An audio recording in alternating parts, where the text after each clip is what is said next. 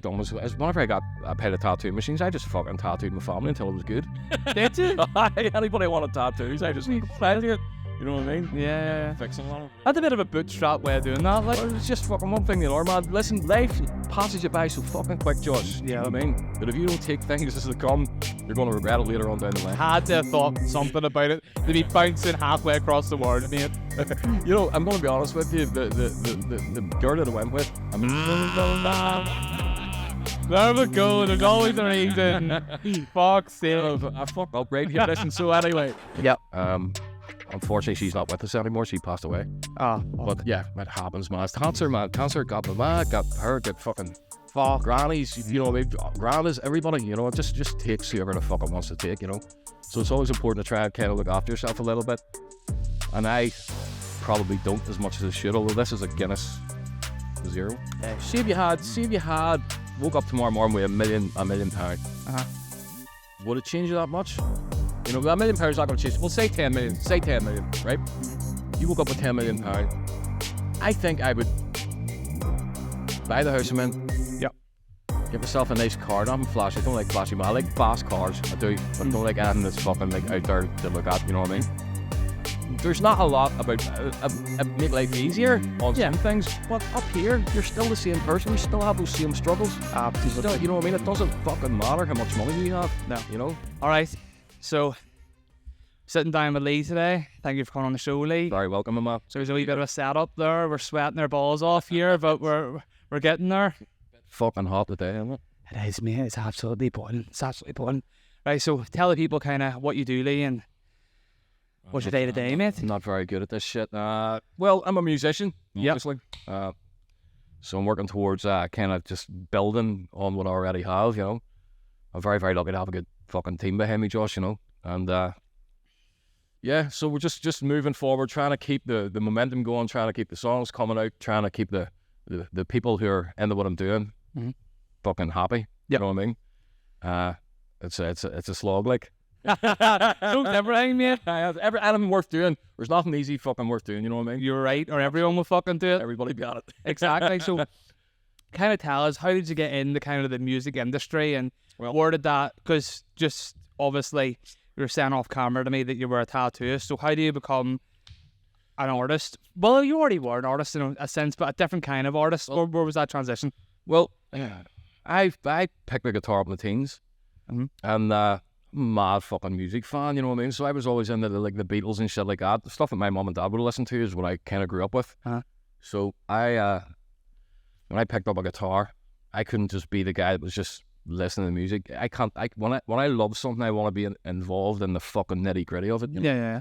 So I got involved as much as I could and met good people like Foy Vance and, you know, Gareth Dunlap when he was a kid used to come to my gigs. His dad used to bring him into the fucking pubs to watch us playing. He's 14 years old. He's now 34 now, and he's fucking, you know, he's a superhero in this game, you know, doing great things. Foy Vance, as you know, he's skyrocketed. He's just in the stratosphere somewhere, you know. And then I ended up kind of gigging around Belfast a lot, and I never really knew that I had any sort of a voice until people started saying to me, "Fuck man, your voice," and I was like, "Really?" You know. So I kind of fucking capitalized on that as much as I could.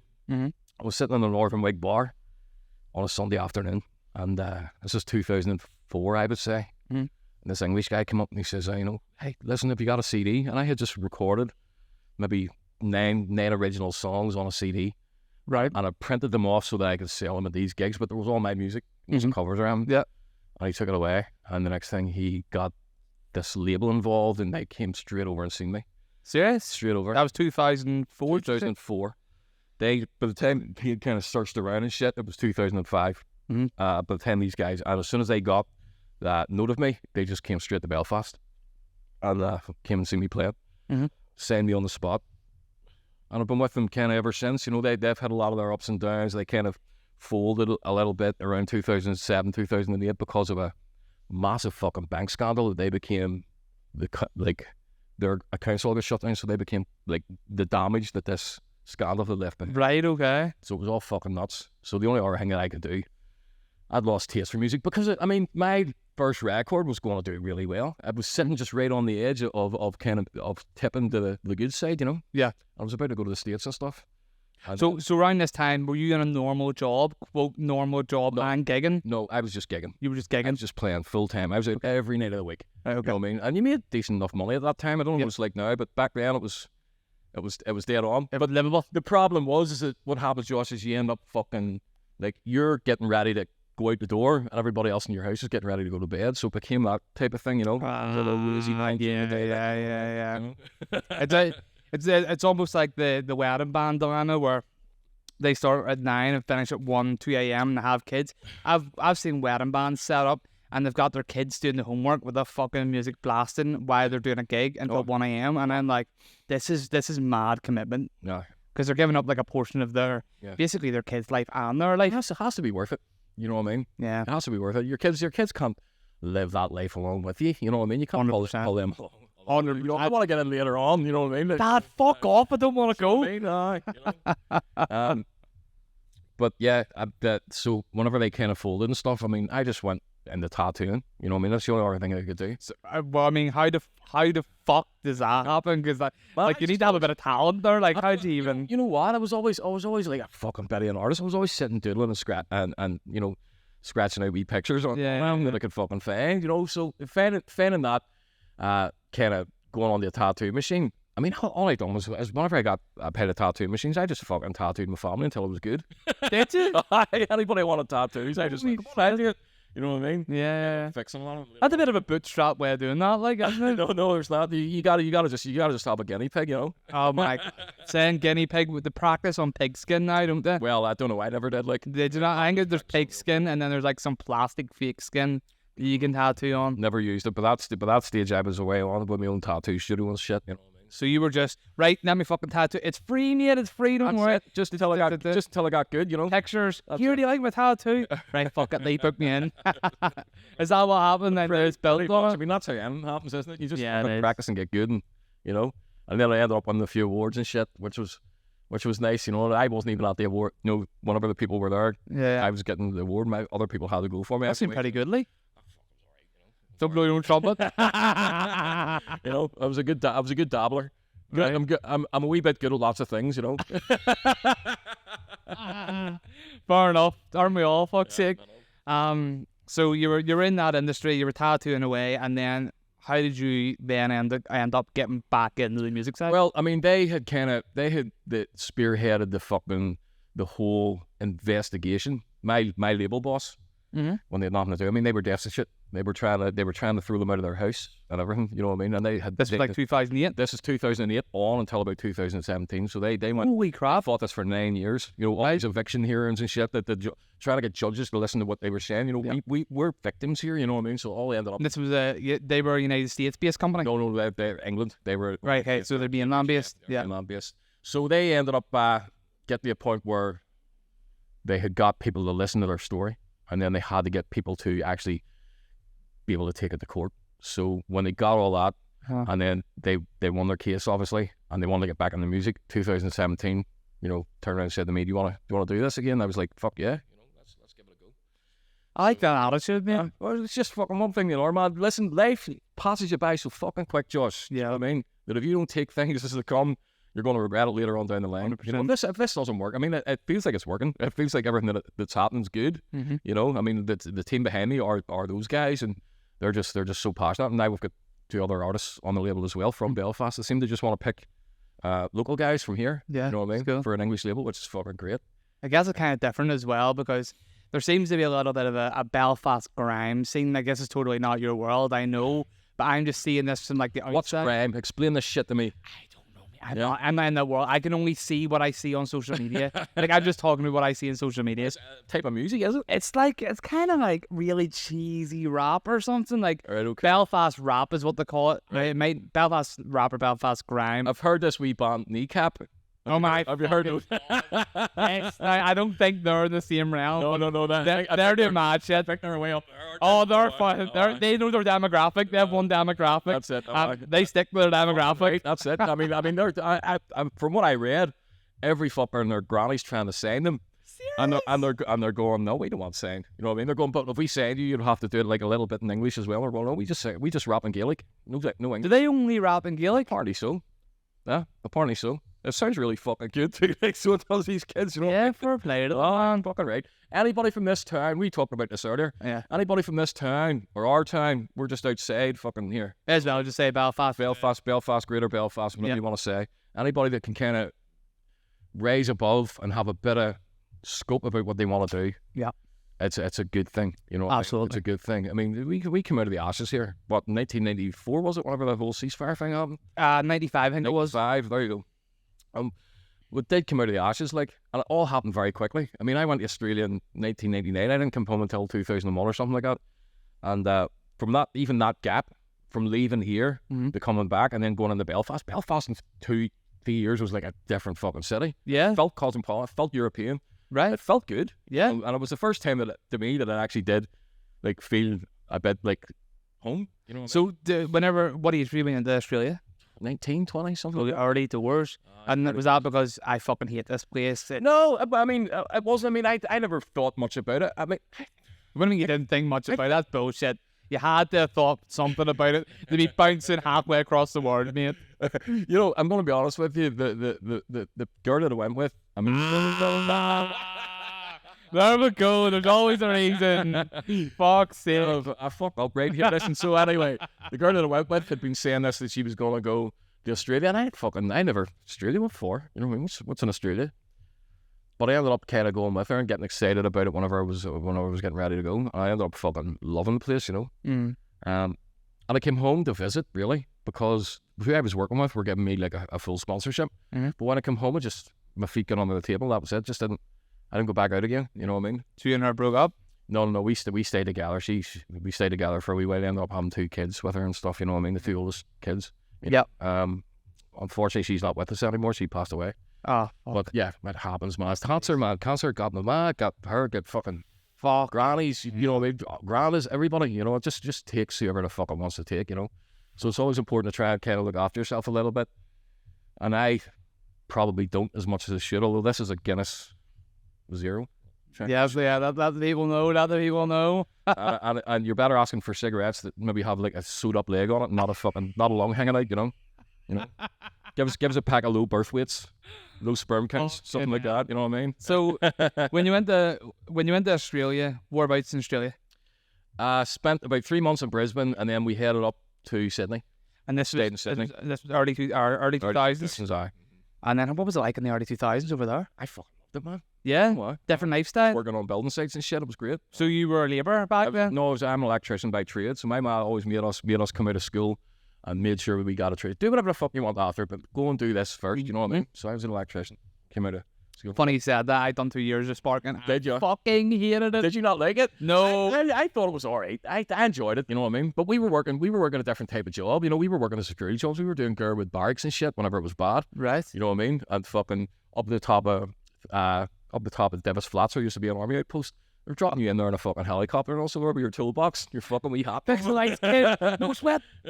No sweat. I know. You know what I mean? Yeah. So we were doing all those jobs. So I was an apprentice getting like danger money and all. So I was. You know what I mean? So I was getting like fucking like shit apprentice money, and then the danger money I was getting every day. Fucking mounted up. So I was like felt like fucking rich, you know. Mate, this kid, 17, 18. I could think of nothing worse than sparking for the rest of my life. And no, that's not a diss to Sparkies because it's a good feeling. Honest though, can you think of doing anything for the rest of your life and being happy with it? I think everything's just situational and time based. I think there's sections of your life where you love what you're doing. That's a good question, and I think you're right. I think as you grow as a person, your interests change. Exactly. Which is why people leave. Some people never leave jobs, but they end up hating their job at some stage. Oh, and you do need that kind of like rebirth. There. For example, with me, it was originally it was video because I wanted to be a YouTuber back in the day. I think every young man in today's society it's almost a pipe dream. A little bit. It's not for everyone, but for the 95%, it's a bit of a pipe dream. But for me, it gave me the tools to kind of start in video. Got into video, loved video. Started a restaurant, loved it for a year. Yeah. Then fucking hated it. It was a being of my life. It got too much, did it? People, mate, do you not find it? And this is no fucking offense to anyone, but when you're dealing with the public it's a hard out slog day to day, isn't it? Oh, mate, there's Karens everywhere. There's Karens everywhere. But and it wasn't even that for me. I didn't even know what a Karen was until my wee lad explained it to me Did he say? last week. 10 years old. He says she's a Karen. I says, what does that even fucking mean? Yeah, You know what I mean? a gurney fucker for Just a nothing. gurney fucker for nothing. Yeah. So I done that for a year, and then you're all right. The people element did come in, and I think I'm good with people, but I am not good with dictating the people, because I'm pretty much we both come from estates or ghettos or wherever the fuck you're from. There'll be a certain term for that. We're from kind of the working class. Hey, how are you? Blah blah blah. What's happening, mate? Shake someone's hand or whatever. You want to grab a beer? So being someone's boss, I couldn't break that barrier of hey mate or whatever, which in the working terms is It can't be like that. it can't, because people disrespect you and don't know their boundaries, and I find it hard to play both sides in that position, and it became hell for me. I couldn't deal with it. Some people are just cut out to be bosses, man. You know what I mean? And I'm not. I could be a boss. I just can't deal with people. Yeah. I can be a boss until somebody fucks up, and I can't not help them out. Do you know what I mean? I can't sort of, you know what I mean? I'm not that person. I couldn't stand fucking shake the face of somebody. Just can't do it.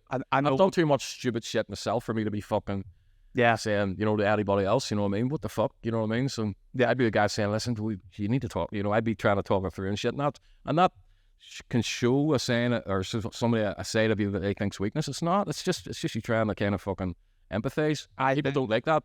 I think I do see where you're coming from. With me, I can't do both. So it's either I'm stern or you're my mate. Yeah. You get me? I really struggle to hold that barrier. Now, if I do have that barrier, and like I strictly know you from work, but I have no problem sitting down and going, look, James, I'm not happy. I have no problem with that, but I couldn't.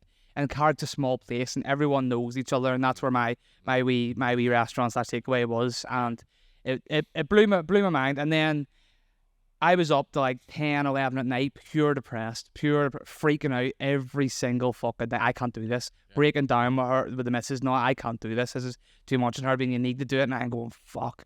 Like, honestly, my head was about, and I was just having my first child. She just had my first child. And I was like, I can't do this anymore. Yeah. Blah, blah, blah. And I had family members working for me and this and that. So there was a lot of responsibility on my end for this is going to be money out of their pocket if I close this. Blah, blah, blah. Till I said, fuck this. I didn't think about me in this lifetime.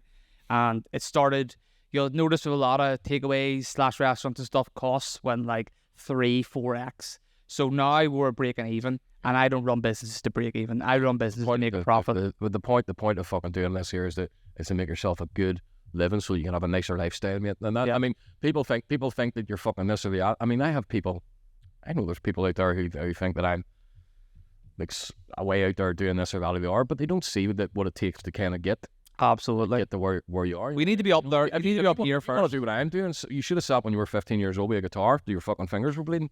Do you know what I mean? Yeah. You should have listened to people. You know what I mean? That's the way I see it. You know, it hasn't been. We're not breaking rocks. We're not digging holes in the fucking road. We're not doing that.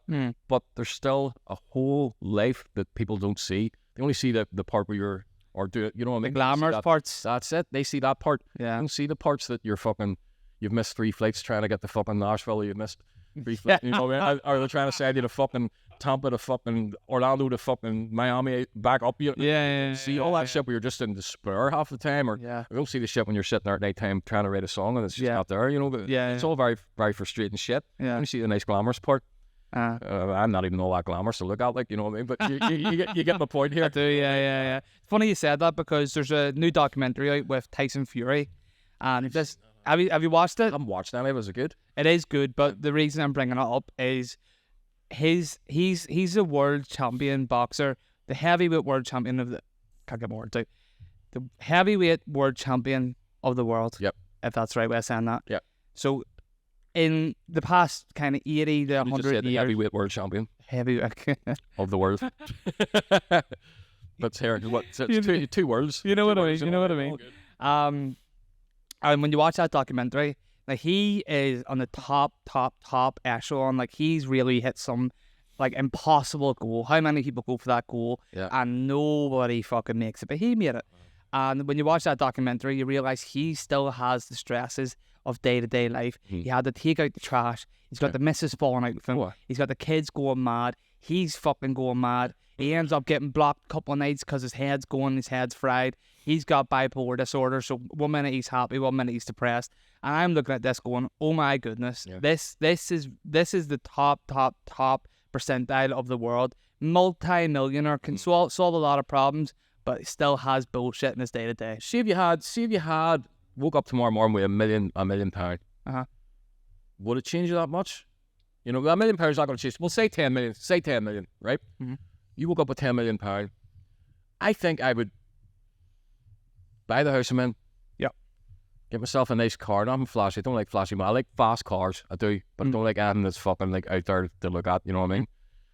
There's not a lot about make life easier on some things, but up here you're still the same person. You still have those same struggles. Absolutely. You still, you know what I mean? It doesn't fucking matter how much money you have. No. You know? But I also think that when you meet someone, so I have met a few people in parties and various things who they've got a lot of assets and money, right? And when I meet them, they start talking about materialistic things, and their conversations naturally gravitate toward materialistic things. And I smell insecurity when they do that. I'm like, why are you trying to give status on your money to me? Like, I'm not here judging you on your money. I'm just judging you as a person. Do you want a beer? But they're like talking about, like, I've got this going, I've got this, and I'm going here. And I'm like, this is insecurity. Yeah. And money can't fix insecurity. No, it can't. And the thing is that they need to almost, there's people almost need to justify why they have it as well. You know what I mean? And there's no need for that, man. I think if I had it, nobody would even know. Imposter syndrome? Possibly. Here, we all get that. Everybody gets that. I mean, I've said in a way, I mean, I haven't played live, I'm sure, in a while. And then all of a sudden, Foy Vance says, "Do you want to come and tour with me?" And I was like, "Fuck yeah." You know what I mean? So all of a sudden, I'm having to, this is a world stage. Like, I mean, this isn't going and playing at a bar. You know, this is playing in fucking like big fucking auditoriums. You know what I mean? Yeah.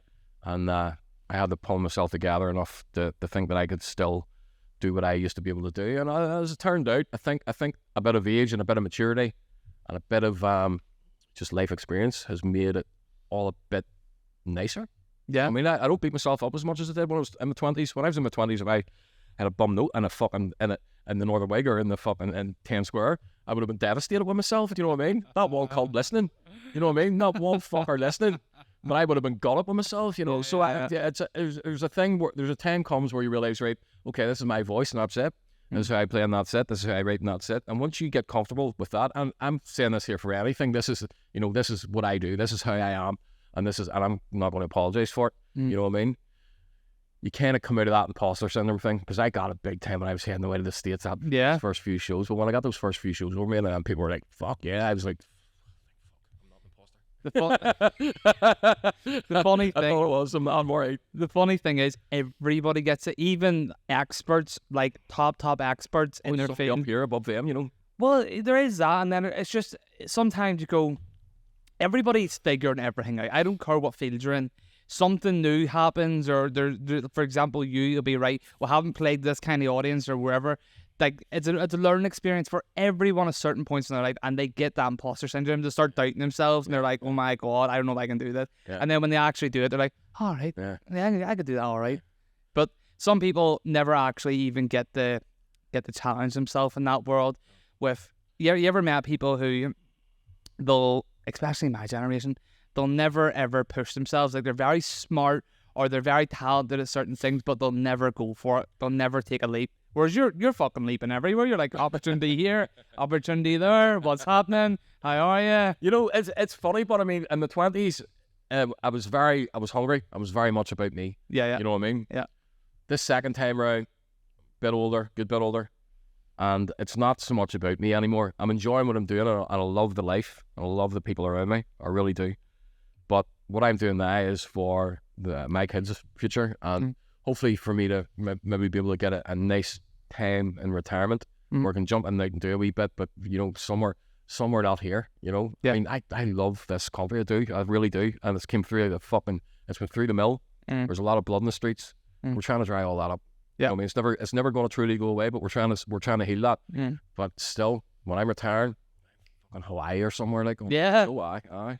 That nice beach. Just go down to a nice beach every day. And fishing and surfing in a beach hut with a bit of power in it. Sure, that would do me. Yeah, absolutely. Anybody, you know? Absolutely. Well, Well, my wife, I say that to my wife, she says, well, can I go? You want? You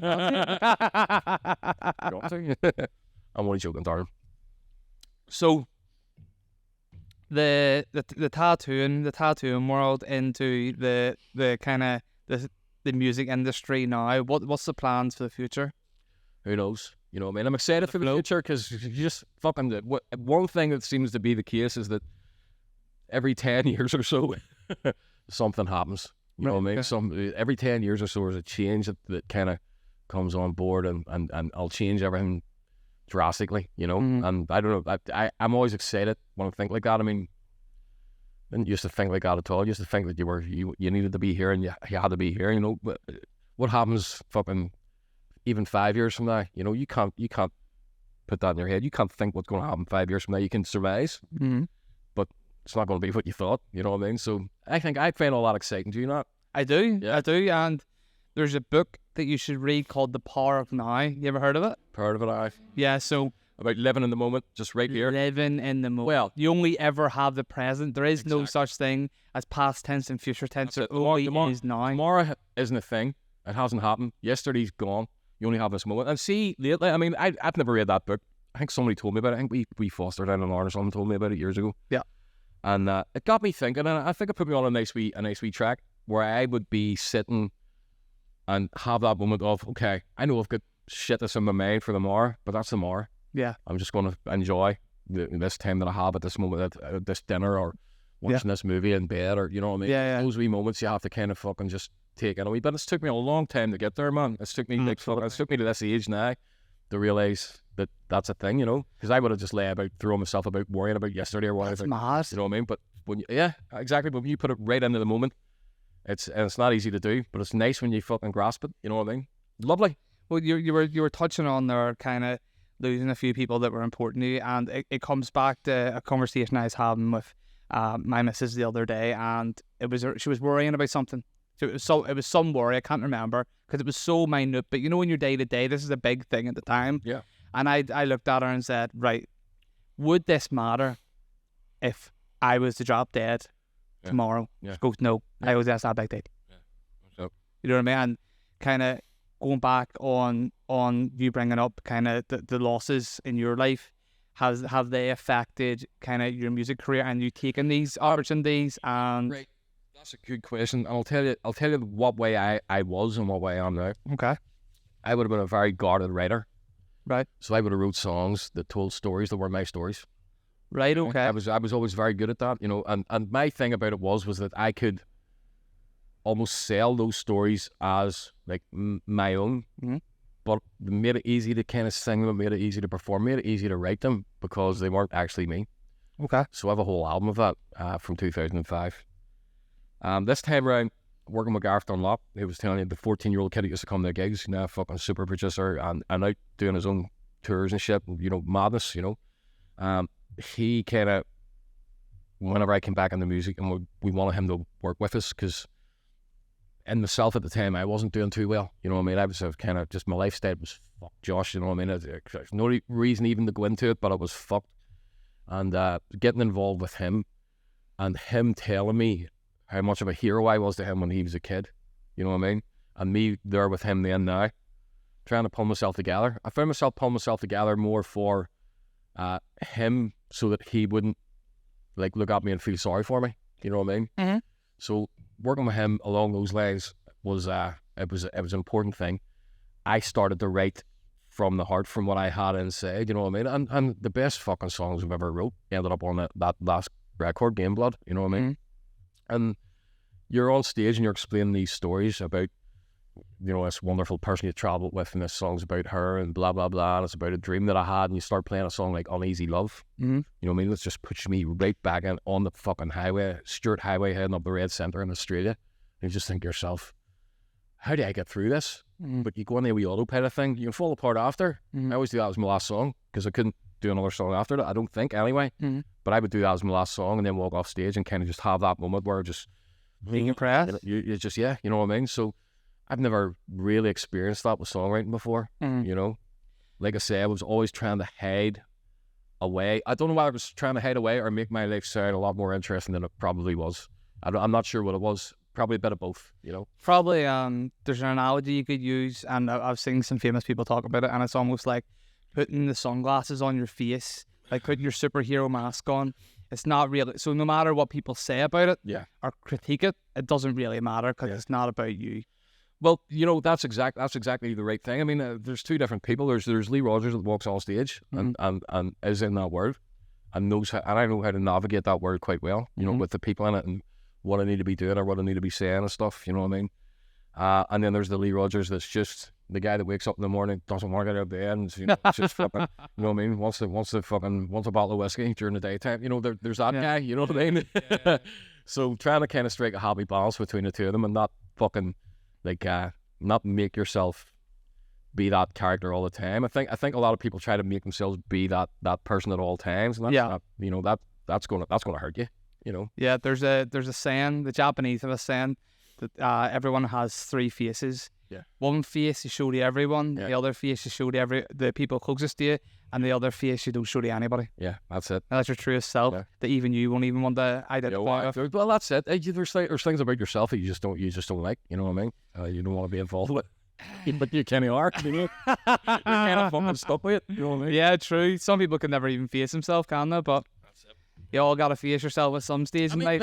I mean, look at it now. Have you ever heard so much about anxiety and mental health in your life? You know what I mean? And I actually think it's bad that we're feeding in this, because I think young men we're very easily persuaded.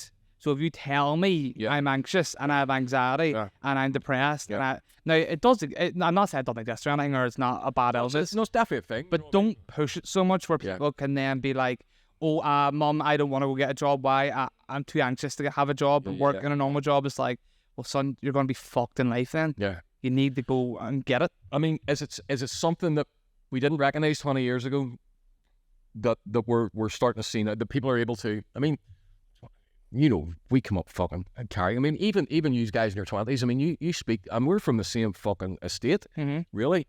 I mean, you sound different. Your accent's different to mine. Do you know what I mean? It's a different. You think you're more ghetto than me? I'm not. Yeah, I am. You know what I mean? No. I mean, I think you've come up with the internet. You're softer spoken. You're better spoken. I mean, your pronunciation and everything is you know what I mean? It's a nice pronunciation. My kids are the same. You know what I mean? My Isaac's from Sunnyland's 10 years old, and he speaks like, where the fuck you come from? You know what I mean? You know, and then you've got boys like me and Harry with just are like this, as broad as they come. You know? Yeah. I think the world has changed enough for that to happen, as well as for people to be able to realize and speak out about what's going on with them and their mental and stuff. Yeah, no, I do agree with that. Yeah, I think there's a side of that. Yeah. That I do agree with you on the thing that, you know, not everybody is fucking. Everybody kind of. Some people seem like they want to be. Yeah. Some people seem like they want to have those troubles, and you know what I mean. Some people just roll with the punches.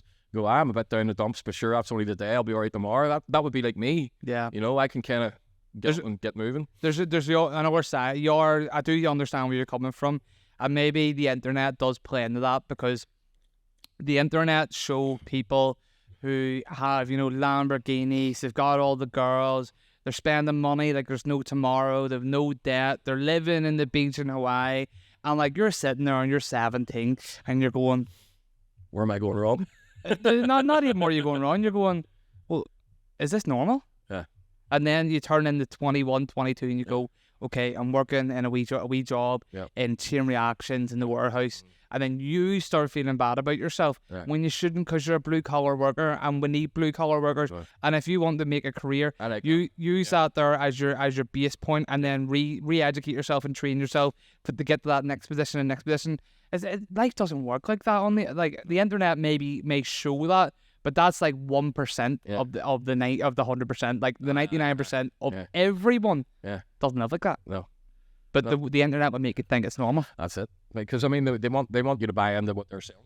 You know what I mean? No, that's another story. That's it. You know what I mean? Because they're all selling a dream. They're all selling a dream. There's a guy, and I don't want to call his name out because I don't want to fucking start anything. But there's a guy who's Lauren based, who has this video circulating, and this video is and how he got rich. I got rich doing X, Y, and Z, right? And I'm like, he's publishing this on Meta, Instagram, Facebook. I'm pushing it on a paid ads campaign to get in touch with him about him training you how to get rich doing this thing. That's right. And I'm like, right, well, if you're that rich, mate, why the fuck do you need to train other people and charge them $7-8 to do it? Because you would need to love doing that. But what the fuck, $7-8 with someone with shit load of money? No. It doesn't make sense, and I call bullshit, and that's the internet in its entirety. People go and hire out Lamborghinis for £200 a day to be like, I have a Lambo for the photos, and for the fakeness. I have this lifestyle. I'm killing it, and I'm all for fake it till you make it, but don't fake it and then try and sell people and how you faked it. That's it. There's a certain I mean, I spoke to a guy years ago who and he was involved in music. And I loved him, you know what I mean? But he's a great guy. But I remember him saying to me, like, because he would have been a real rock star looking, you know, geezer, but in Belfast, you know what I mean? Walking through Belfast looking like fucking like he just walked out, walked out of a fucking MTV video, you know what I mean? You know what I mean? Just, yeah. And I remember having this conversation with him and him saying, well, he was talking about fucking manifestation back then, you know what I mean? It's a whole other thing. We'll not even get into that. It's fucking madness. Mm-hmm. But he believed that if you exuded that lifestyle, that it was going to come to you, you know, and it fucking did. I am a big believer in manifestation because I believe Christians call it prayer, mate. You know what I mean? Christians call it prayer. I mean, it's the same thing. I'm not a Christian. I don't even like them. Right? Okay. You know, I'm not a fan. I'm not a fan of Christianity. But you know, and when you're praying, and it's the same thing as manifesting, only you're asking something else for you. You're asking this thing in the middle to send it all out to the universe. Yeah. Okay? So you're asking this God in the middle to send it all out to the universe. But they don't know that's what's happening. They think they're just praying to this. We're praying to fucking anything that's out there that's listening. It might not be a God at all. You know, that's the worrying thing. But the manifestation thing, man, yeah, you know, there's something in it, but it goes back to the old occult. It goes back to the think so? Oh, 100%. I mean, whenever you had witches that were fucking doing spells and shit, you know what I mean? That's true. That's true. When you hear this, you have witches doing spells, putting fucking eye of newt into fucking a cauldron and boiling it with fucking piss or whatever. I don't know. But whenever that happens, they believe that was, if they did this in this set of ways, that was a manifestation for what the outcome was going to be. Yeah. And it's the same thing now. People are manifesting it without the spells. You know what I mean? They're kind of chanting it, which is bring the fucking spells back. Bring the spells back. Fucking life is just a lot easier. You know what I mean? Bring the fucking idiot back. But no, in all seriousness, I mean that is how that has came about. I mean even the occult practices in churches of people eating the body of Christ and drinking the blood of Christ. I mean that is occult. That is overtly occult. Every fucking festival that Christianity has is based on a pagan festival, is on the pagan festival, so that it didn't have to change too much drastically. Okay. Even the pantheon of gods that the whole world has. So the Celts had their gods, the Norsemen had their gods, you know what I mean? The Native Americans had their gods, the Egyptians had their gods, you know what I mean? Hindus had their gods, they all had the pantheons, and each god did a certain thing. So whenever Christianity came in, and they pushed all that out, people says, but what about the god of the fields? You don't need to pray to him, sure, you only get one god now. And they were like, what the fuck? How does this work? What about the god of the forest then? No, you've just got that one god. So what they done, they were smart. So they started indoctrinating saints. So you get the patron saint of the fields, the patron saint of farming, the patron, you know what I mean? And they became the other gods that were missing in Christianity. Not mad, right? But fucking, I didn't know about that. But fuck, that's one way I think about things, I guess. But that's it. But manifestation, that's where we were. Sorry. Yeah, no, we're in the pagan gods of the fields here. But this is shit that I have studied for years, man. These are all my own theories. And yeah. Well, I mean, I have a question for you then. Oh. So, say you're on a plane. Yep. And plane goes up in the air. Yep. And then pilot jumps on. Mayday, everyone, we're going to hit the ground. We're going to die. Yeah. Would you pray? No. You would just it's not there. It's not a thing for me. Right. Okay. I mean, I'm not saying it's not a thing for everybody else. And so you would you're all getting what you need from it. Yeah. For me, it's not even the thing. So it's not even there. Plane's going down. On the way down. I'm looking forward to the astral. I'm looking forward to hitting that water and just fucking waking up somewhere else. Right, so you believe in rebirth? Maybe not the rebirth, Uh-huh. but definitely the different planes. You know, the different planes of existence. You know what I mean? We're millimeters away from other shit that we just can't see. Well, that's funny you said that because we can't see X-rays, we can't see gamma rays. Can't see infrared. You know, yeah. So here's what happens. This is the light spectrum, right? Mm-hmm. We see this wee bit in here. Yes. See if you could see further in the infrared or ultraviolet. Be a different world. Be a different world. You know what I mean? And you can do it with a camera. You can get ultraviolet cameras or full spectrum cameras. Yeah. They can pick shit up. And you're just looking at it. I mean, I've seen photos that I've been going, what the fuck is actually here? You know what I mean? These things moving around and shit. You're just going, what the fuck's here? Right, well, that's an interesting one. I would say 99% of people, if the plane's going down, they would do a fuck it. Well, you would do a fuck it, obviously, just in case. Just in case. Because nobody really knows, do they? Nobody really knows. Well, you know, Josh, I feel that I do. Right. I feel that I do. I feel like, because I was looking for this in my 20s, you know what I mean? Uh-huh. And I went to a couple of churches and shit. Yeah. I came out of the other side of it just going, that is not right. Right, okay. I don't want to start naming and shaming churches and shit, but I seen No naming and shaming churches. I seen some fucking crazy fucking shit going on behind it. Alex Jones, mate, with the fucking cults and shit. Yeah, let me turn the lights for it. Yes, no worries. Here, what about the whole UFO thing that's happening at the minute? Have you been following any of that? No? You get your Indian or public fire. Well, I think that my opinion is that there's a lot of man-made shit out there, Josh, that we just don't know about. Nice. Here, I'm not going to fucking talk if you're not here. I don't think I know enough about them. I've been following your man Stephen Greer, Dr. Stephen Greer, and he's of the opinion that it's all fucking like man-made shit. You know what I mean? Everything going good? We can cut this bit out, sure, for fuck's sake. That's shite. Warts and all. Yeah. I was going to say, I can feel that fucking Guinness, but there's no alcohol in it. Placebo.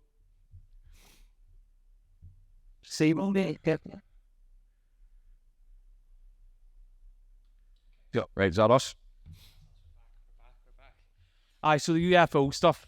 Have you not been following it? I have seen it, but I don't know. It's nuts, mate. Look, I don't know if I believe it. You want to know why I'm so skeptical on this, right? What are you skeptical about? I'm skeptical about the fact the state of American politics at the minute is fucked. The whole world can see it and the whole world follows it because there's a world dominant power at the minute. Yeah. And when you look at the American... You're thinking this is an out false flag, the fucking...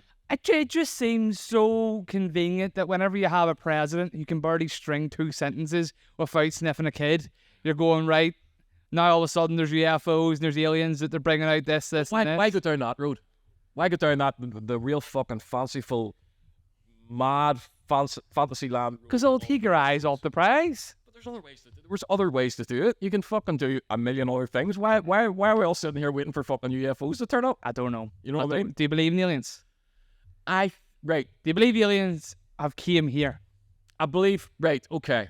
Now, if there is, like, the galaxy's a big fucking place. I mean, we're 100,000 light years across. That means for us to get from one side of the galaxy to the other side of the galaxy at the speed of light, would take 100,000 years. That's how big we are, right? If you think for 1 second that we're the only fucking life forms that are on a perfect planet, close to a perfect sun, or close to a perfect star, right? Mm-hmm. You're mad thinking that. Okay, yeah. That out of every speck of light that you see in the Milky Way, if you look up, especially this sort of month, this next couple of months, you look up, you see in the darkest night, you'll see the streak of the Milky Way going across. That's you looking at the round of the Milky Way, but like a 50p, edge of 50p. You're looking at it like that. You get? Yeah. Okay, and you can see the galactic bulge. You're trying to tell me that each speck of light is a sun, like ours, like a star, right? Mm-hmm. All different sizes, all have their own planets with them. Do you know what I mean? Every one of them, maybe sometimes up to 100 planets around these fucking things. There's a high probability. There's a high probability. Yes. Now, the problem is that these people or these things would need to be hundreds of thousands of years more advanced than us to have worked out how to travel from here. I don't think that. You wonder why I don't think that? What do you think? So, have you ever heard how fucking... I'm gonna butcher this. So, go and do your own, like, research on it. But there's a method of communication that we have, and it's based on quantum physics, right? Yep. And it's basically for like radios, but not the radios that we use in our day to day. They're military radios. So say you're in the fucking jungles of the fucking Amazons, and we need to speak to you, and there is no radio signal there, right? You have a type of receiver that uses quantum fucking mad shit. You need to go look at it. But essentially... It's using quarks, because the quark can feel each other. No, this is different. So it shoots this fucking neutron or whatever. It shoots a neutron over there, exactly where they are, and it pings back as a paradox, and you're talking to each other for a paradox that we don't understand how it works. Right. So technically, the way that's shooting back in two places simultaneously, instantly, is a method for teleportation. Right. Okay. So we could technically, if we could get there, we could set up a device like this to transport matter, and we could, like in Star Trek, where they can fucking beam people up. Pretty much. Yeah. Well, an atom at a time. I mean, do you realize that every fucking single atom that makes you up is the same atom that's making that fucking that stone up? It's a paradox, because every atom has space in between it. Every single atom has space. So technically, my finger shouldn't be solid, and this table shouldn't be solid, and I should be able to put my finger straight through there. Yeah. But it's for some reason, and something that we don't understand, it's a paradoxical event. And in that paradoxical event, up my street, kid. So it's a paradoxical event that we can't put our fucking finger through this, and no one can understand it. Yeah. But we still use these day-to-day paradoxes to get the end result. I like that shit. It's mad, isn't it? It's mad to think about. Anyway, back to music. Yeah, folks, and paradoxes and fucking all sorts of fucking mad shit. Back to the real world, guys. Sort of everything out there, so it. You end up going down these rabbit holes, don't you? I love it, man. I love it. This is called a conversation. This is the way this shit should be. Exactly. No scripted, Alex. Let me get out the questions here. Right. Okay. No mentioning this, and this. Answers here. Mate, a lot of mainstream stuff is exactly like that. There'll be their publicists will say whatever show you're going on, these are grey areas. Do not mention these. If they are mentioned, we will grab them off your show. Right. Okay. So if you say something that's too controversial to one of their stars, they'll never be back. Yeah, which is mad.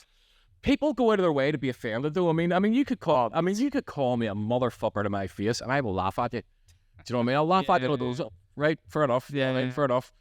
There's people out there who just want to get offended. Do you know what I mean? Social media, man. You know?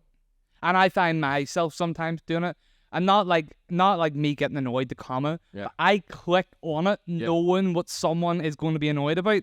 And don't you know there's somebody annoyed there? Like there's an alligator killing something, and they're like, "Oh, that poor fucking bunny! Someone should have stopped this. This is so cruel." And I'm like, "Yeah, mate, just you go over and talk to the alligator and see what happens."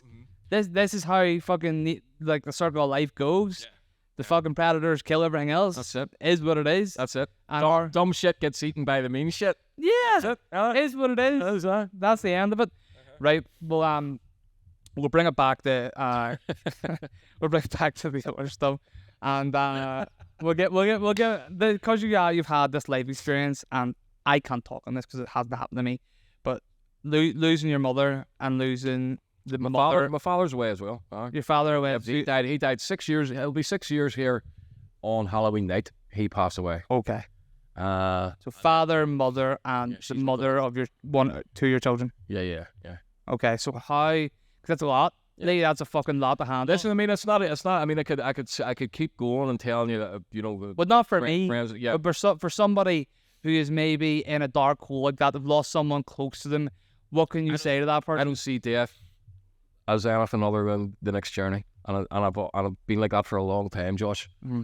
If death is on the doorstep, it's the next journey's on the doorstep, and that's the way I see it. And I used to feel quite bad because, I mean, I don't find myself emotional at funerals or people, you know, even close, you know what I mean? I like, there's nobody closer to me than my dad, you know what I mean? We were like, but you know, when people are crying, they're crying. They're not sure why they're crying. I think a lot of them think they're crying because of the person and they're feeling sorry for them. There's people there that are feeling sorry for the gap that they're going to leave in their life. Me, I'm just going, fucking what? Bring it on. Bring it on. You get to go out there and explore fucking the cosmos if you want. You know what I mean? You get to go and do whatever the fuck you want for a while until you decide that you want to do this or that or the other. That's the way I see it. That's the way I see the other side. Okay. Okay? I don't see it being judgment. Judgment was put in to control the masses, right? Okay. So the judgment of God came with Christianity. There's no other fucking, apart from the Abrahamic religions, there's no other religion has a judgment. Okay? The Abrahamic or the Islam, Christianity, and Judaism. Okay? Okay. Right?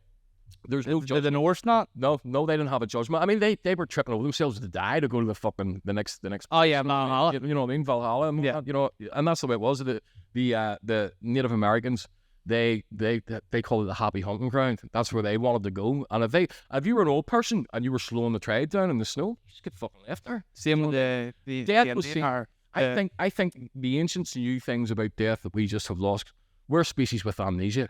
We don't know where we are, where we came from, or anything else. The ancients knew, and I just get that feeling that it's not the end. It's the beginning of something. I think we're spirits having a human experience, not the other way around.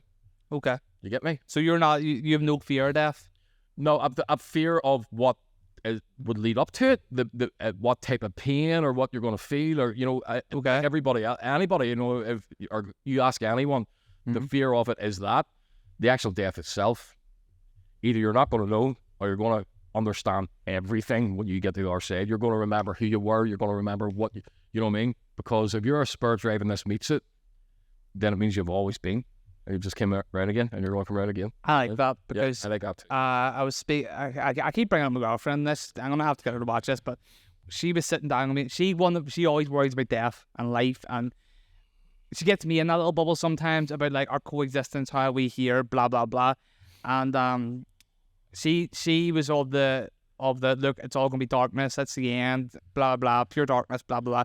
And I'm like, right, well, I feel like I am not my brain. Yeah. Like science would tell me that all of me is coming from my brain. No. And I feel like there's something behind there which is me. Driving it. In essence. Right. So if this body was to perish, I can't see that consciousness. That's it. But if that body perishes, right, people's personality is based on the fact that he likes a drink, don't they?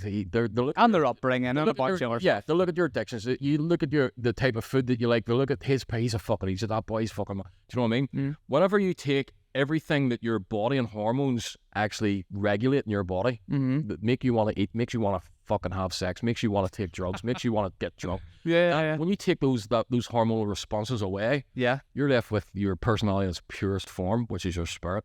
Okay. So that spirit then comes down to how you love someone, how you manage, how you react when this happens or that happens. That's you in your purest fucking form, which is there. Without dopamine, essentially. Yeah, but you don't recognize it day to day because it's such a natural thing.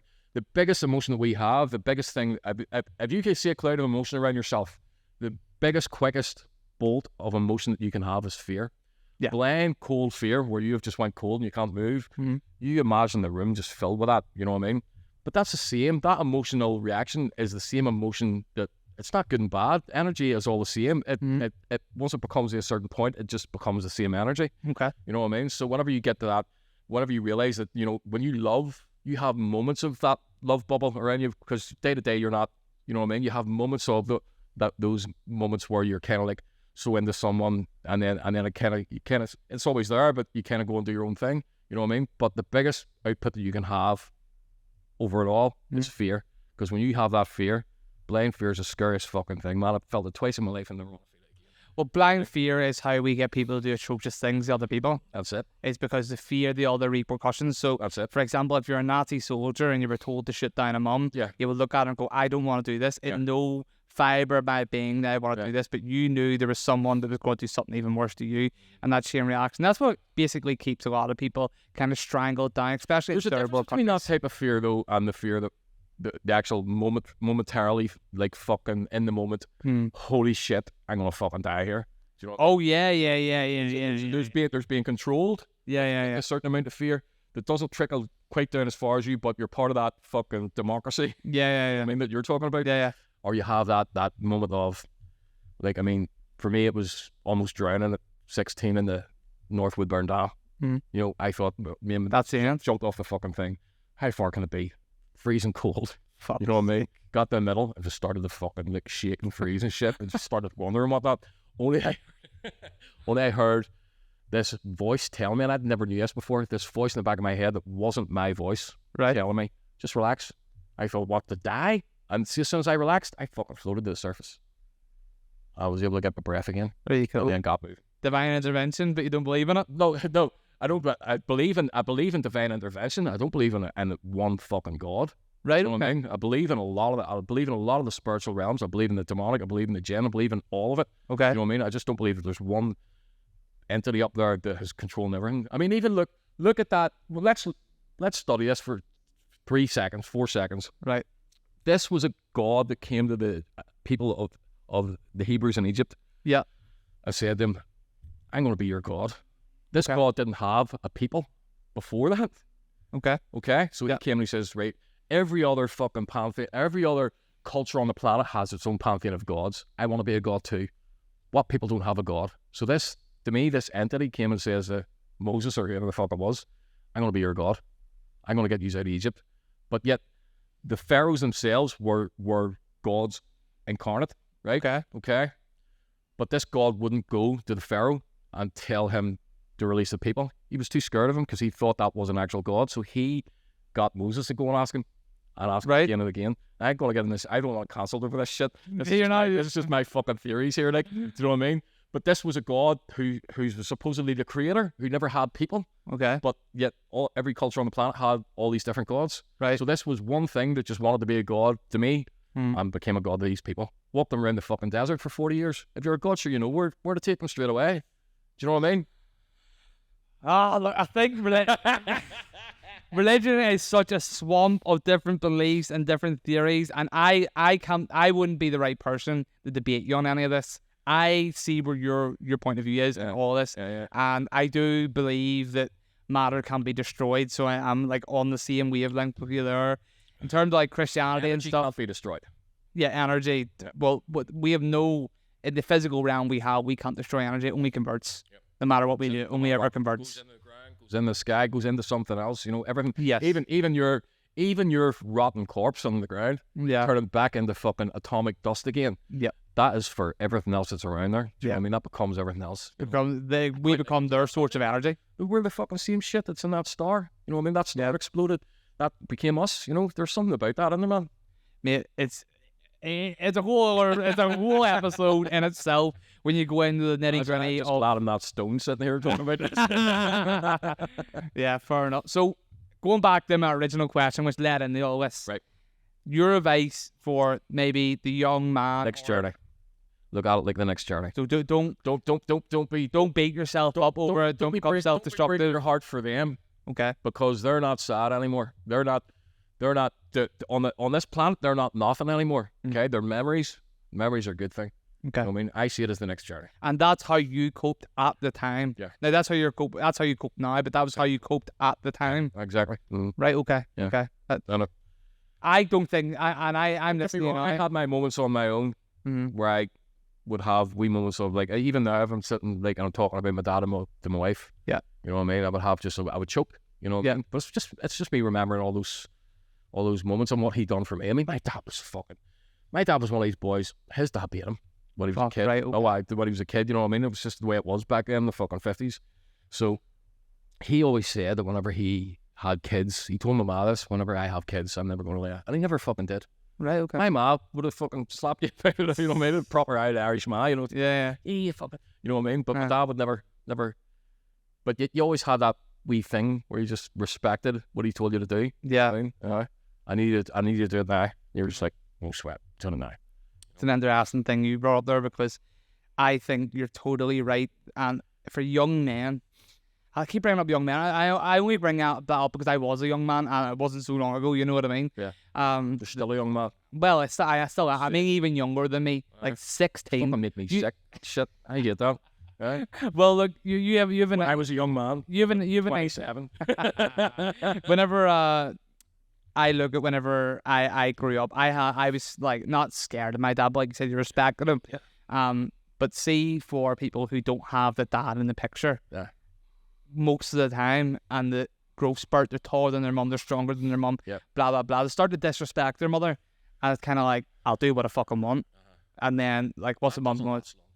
Think so? I think that's why you end up with like rapists and people not knowing boundaries and repercussions. I understand where you are there, Josh, but you got, mate. There's been murderers and rapists and serial killers like since time immemorial who have had great upbringings, man. You know what I mean? Yeah. On paper, they've had great upbringings. It's not Jeffrey fucking Dahmer and everything. I think it's the way the individual's wired. Yeah, I really do, because there's kids there who are growing up with single parent families, are growing up fucking golden. You know what I mean? And the respect that they have for their parents or their mum or their dad or whoever, you know what I mean?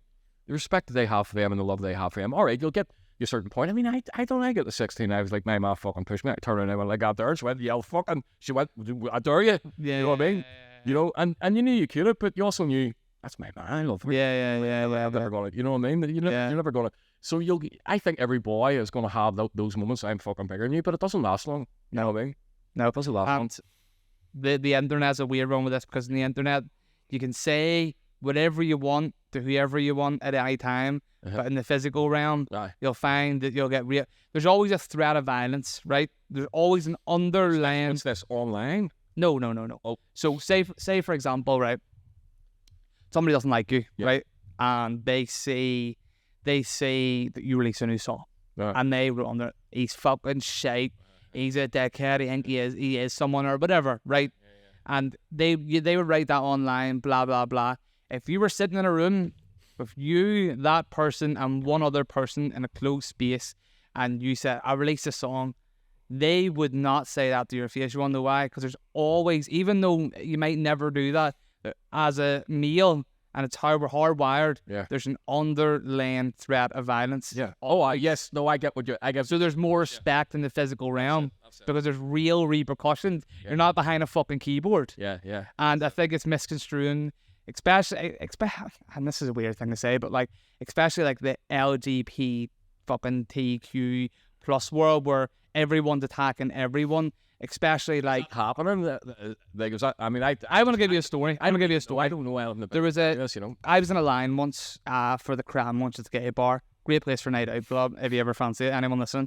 And we were in a line, and I was with my friend Marcus, and there was this guy, and he was quite clearly gay, right? Yeah. But he was giving it 90 to Marcus, calling him names, trying to push him. I can't remember. It was something silly, just silly. Bickering because he didn't like his friend or something like that. Something stupid like that, right? But he was a man, right? And no matter what fucking planet or whatever, you look at him, broad shoulders, blah, blah, man. And he thought that my friend was of no violence to him because he identified as a woman. Right. Okay. And it got to the point where my friend turned around, looked him right in the face, said, if you say one more word, I'm punching the fuck out of you. And I thought, wow, this person thought that he could just say whatever he wants. Like, he can identify whatever way he wants. I don't really care. But what I don't like is somebody being like, you can't touch me because I'm a girl, but I'm actually a guy. Right. And it's weird. I think we're going into a weird period in time. But we do this anyway. Yeah. We do this every fucking, cities are the last manifestation of a culture that's on its way out. Grecian Empire, the Roman Empire. That's it. So you start throwing cities up, you know what I mean? You giving everyone what they want. I'm not saying like fucking 2 years from now. What I'm saying is it's always the last kind of monumental look at us from an empire that's about to fall. Look each other. You know what I mean? Once that happens, we rebuild. I think we rebuild. I think we've came through times. I think there's been times where we have had technology but eat the shit what we have now. But that is in the sands. That is gone. It has to appear with me. Don't even start me on that shit. You know what I mean? Huh? Yeah, but look, that's a whole other topic. How the fuck? It would take them. What is it? To put a 70-ton block every 5 minutes, on in place every 5 minutes for them to have done that fucking, for them to build that pyramid in 100 years or something like that. Do you know what I mean? Every 5 minutes. That didn't happen. That wasn't a fucking thing. You know what I mean? Unless they had and there's no way of actually cutting it to the precision that they actually cut it as well, which is another thing. I have theories, man, but we'll end up down a whole other... Yeah, look, I was seeing some things around, like frequency, the big one. Yes. You can lift down them with a frequency and the right frequency. Yeah. You know what I mean? I mean, frequency is something that it's still being dabbled in science to this day. We don't understand everything in that kind of realm. And See the guy that opened up a portal? shut the fuck up. No, wait to hear this. Wait to hear this. Now, this has popped up on my head a couple of times here, right? This is fucking nuts, right? Wait to hear this. Keep talking about right now. A fucking portal. A portal. He put, and it tells you what frequencies he used. He put 2 frequency generators together, one in the fucking roof, I think, and one on the bed. Right. There was this crack of light came, and he sat there for fucking hours watching this crack until it became, and it was like looking in the countryside in his fucking garden. It was mad, mate. But that has popped up in my head a couple of times. You see, that's what I think. But I'm wondering, is it? Because people are starting to look into that video. Have a look at it. Do you see people? They're gonna have to fact check that one. Two different frequencies hitting each other at the same time, and did this causing like a crack. parallel universe or something. Fuck me, my brain cells are. I know. That's been a tight one there, hasn't it? Oh, what about music? oh, mate, fucking hell. Well, what's your advice for maybe a young person wanting to get into the industry? Obviously, you're still growing at the minute. You're in a bit of a growth period. You're traveling around the States, and I'm trying to do the right thing for myself and for the label and for everything else. I'm trying to keep everything just the momentum moving. If I was giving advice to anybody starting out, based on your trials and tribulations, it would be just to not kind of give up so easy whenever you think that you're not as good as you think you are. Because you see that moment where you think you're fucking, because you have moments where you think you're amazing, right? And then you realize that you're not as good as you thought you were. Okay. You know what I mean? I had a couple of real wake up moments back in the mid 2000s, where I was playing with one person in particular, and I thought I was fucking Jack the Whack, man. I did. You know what I mean? I did. I thought I was just it. And then I ended up on this show with this guy, American guy, and he went on before me. He wants to go on first, and I was like, well, I'm not going on first, thinking I was big balls. And he went on before me. Man, it was the fucking hardest walk to the stage that I've ever done. Like, has he killed this guy? I just watched this guy slaying it, and I just went up going, I am not that. So what you need to do is trust in yourself and your own talent. Yeah. And never worry about what anybody else is doing, and never go on fucking second. Never get it out of the way. Out of the way, and then you're happy enough. You don't even have to watch the other guy then. Right, okay, fair enough. That's a good bit of advice. Yeah, go on first. That's it. No, keep your focus. Keep listening to other artists, people that you love, the songs that you love. If you love songs from way back and you're trying to do this out of the art to do a thing for now, if you're trying to slot into what's happening now, there's already 10 million of those people who are doing now. Do something different. Just come out this side a little bit and just do something different. Listen to what you were listening to when you were a kid, and try and put that together. And feed it. Make that your own. You know what I mean? That's the best advice I can give. So, I'm coming off with all the analogies here. Like, it comes back to a quote that I heard that good artists imitate great artists' style. Yeah. So. Yeah, I mean, listen. There's songs on my first record that could be Sting songs. Do you know what I mean? You know what I mean? Just a castaway. You know what I mean? And I don't apologize for that, man, because I wore my influences on my sleeves. I don't do it now. But you're crafting your own. That's your own story. At this stage of the game, I need to be a craftsman. You're exactly right. At this stage of the game, I need to know exactly who I am and what I sound like and what I'm doing. Yeah. I mean, I've simplified so much how I play the guitar. I used to play the guitar in a way that I knew would look good to. I'm always thinking about other musicians. So okay. I always think to myself, that's a crowd of musicians. I want to look like a fucking musician. Okay. Whereas that was back then. Now I'm just like 3 chords in the truth, my man. That's what you're going to get. You're going to get a fucking cracker song here, but it's not going to. I don't need all the flashy shit. Yeah. Cool, man. Tom Waits always said, "Never let the truth get in the way of a good story." Is right. That's you know what I mean? If you've got a story about yourself, take bits away. Nobody's going to fucking know. Do you know what I mean? That's funny. Like bards of the olden times, and you hear bard tales and old wives' tales. Yeah. Exactly that. They always get juiced up. Oh, Chinese whispers, man. That's it. You've watch a movie about somebody's life. Yeah. And people are just going, that did not fucking happen. But it did. For the movie it did. For the song this did. You know what I mean? Yeah. Jazz it up and kind of craft your image there a little bit. I got a song called Life and Lies. As just about a barfly who ends up kind of slow dancing with a woman at the end of the night. A barfly? Like, have you never heard of a barfly? No. Fuck me, you are 27. A barfly is just somebody who just at the bar all the time, 24/7. Right. Yeah, makes sense. Yeah. And I have a song about a barfly who kind of falls in love with this woman in the hangar. And every time I introduce it, and it's not true, but every time I introduce it, I go, this song's about a hooker. Do you know what I mean? Selling all the ballad, mate. It's about a hooker. It's about a hooker. It's not even fucking probably about me. Jesus Christ, man. I love it. So what would you say is the most interesting thing about being in the United States? How do you find being there? Like, what's your experience being there? The sheer size of it kind of blows me away. That you can drive. I just not see anybody for fucking hours and hours and hours. You know what I mean?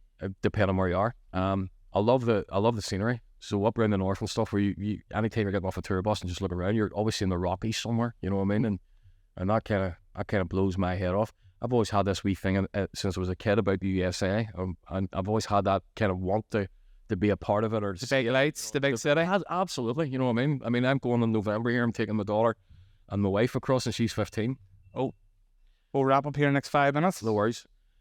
So I'm taking her over here, and she's 15, and she's got that whole thing in her head about what she's expecting New York to be, and it's not going to let her down. It just isn't. You know what I mean? Hasn't been. Have you not? Oh, man, it's worth visiting for a few days. You know what I mean? I always end up working when I'm there, so I'm out in October. I'm working, and then I'm back in November for a wedding and a bit of a tour. I've also got work to do as well during that time. So, but the USA for me, it's that fucking whole ranch thing and the cowboys and you know what I mean. That you really embrace that kind of Nashville thing. You know what I mean. It just always, it's weird to say. It always feels like home. It always feels like there's nothing alien about it. It just feels like, okay, I'm all right. You know what I mean? You know, I mean, I've been in places. I mean, me and a couple of lads then when we were out there about 2005 or 2006. You know, some night we were playing North by Northeast up in Canada. Did some stuff down in New York. First time I'd ever been. And we ended up eating at a restaurant. Brilliant pizza place, but me and one of the lads, I think it was a bass player, I'm not sure who it was, walked outside and went for a bit of a walk. And these black guys just stepped out of nowhere. Says, well, where are you going? I started speaking. I says, we're just going on where are you from? And started talking. And they just said, this is the hood. You guys stay up that way. You know what I mean? Yeah. You know what I mean? I thought that was dead on. They heard your accent. They heard the accent. Well, not mock him. Where you from? You know, where are you from? You know? Yeah. So, So, I mean, I've always just felt kind of a wee bit at home in the States. Do you ever get, one last thing before we wrap up here, do you ever get that kind of, because we don't have, well, I guess maybe you grew up around it, but like the threat and fear of guns, the availability of a mad, psycho, fucking lunatic one night is going, fuck it. You do, you say it's an underlying thing. I know. I fucking hell, man. Especially like Nashville and stuff, you know, where everyone's packing, mate. And there's a lot of people packing, like, you know what I mean? The gun thing in the States is something that I don't even want to I don't even want to discuss any of it. I just, it's not for me to even say. No, I don't need to give you, I don't mean that. I just mean, is it like just so because we are from here, we don't have guns. No one really, well, obviously some people do, but you know what I mean? Yeah. That we don't ever really have that fear. Whereas when I was there, I didn't have it, like, it wasn't a huge fear, but for example, when I went into, it was like a really like sleazy club, and I was in the States, we went in there just for a couple of drinks, I felt kind of uneasy. Yeah. I was like a little bit uneasy, like it would be so easy for someone just to say, fuck it. Yeah. And it freaked me out a bit. Yeah, because everybody's packing. Yeah, because everybody was packing. Man, you know, I've never been in a situation where I've looked around myself and even thought he's carrying. I've never sort of even felt like that, but also I've never really been in a situation where I've been in a real sleazy. Yeah, fair enough. You're standing in the right places with the right people. I'm trying. You're making sure 3 people with you are also packing. But I'm just trying to kind of like not put myself in any weird fucking positions, mate. You know, I don't want to fight with people or get into trouble or anything shit like that anymore. You know what I mean? I just want to pass that shit. Enjoy my life and what I'm doing and enjoy my. Well, we'll finish up with that. Tell people what you're doing at the minute and where they can find you. Well, listen, I'm heading away. It's no good for anybody here, but I'm heading away to England here, 13th, 14th, and 15th. So on the 13th and 15th, I'm playing in Camden Club in London, and then I'm playing in the Call Delta Club in Essex on the 15th. After that, heading out to the USA on the 17th of October. So any American friends that are watching this here, you know, I'll be out there for a couple of days before I have to do any work if you just want to catch up with me. I have a set of shows with Troy Ramey and King Coyote, 2 big hitters out there. So good. And this is an in-the-round show, so there'll be 3 guys on stage with guitars, telling stories and singing. Awesome. Which I love, you know what I mean? So we're doing that tour, and then after that, who knows? You know, I'm excited for the future. And the people can get you on YouTube and watch your videos. YouTube, fucking Instagram, anywhere you want. Just look me up and send me a message, and I always try and talk to everybody. And your music is predominantly on YouTube and Spotify? Spotify, iTunes, anywhere that has music, you'll find my stuff. That's it, guys. Check out Lee Rodgers. Thank you. Lee. You're a gentleman. Thank you, sweetheart.